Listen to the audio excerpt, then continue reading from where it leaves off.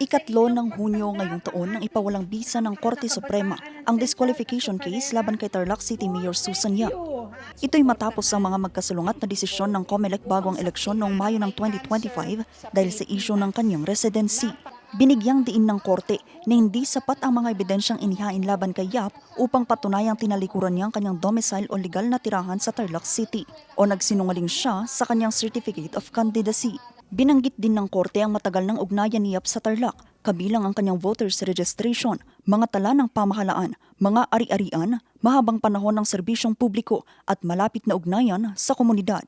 Ayon sa Korte Suprema, ang residence ay tumutukoy sa domicile o permanenteng tahanan ng isang tao.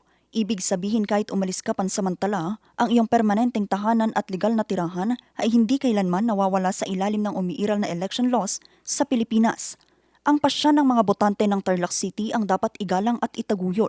Dahil dito, pinawalang bisa ang COMELEC N-Bank Resolution sa Special Action No. 25-026 noong October 22, 2025 at pinagtibay ang kwalifikasyon ni Susan Yap bilang alkalde ng Tarlac. Base na rin sa naging resulta ng May 2025 election.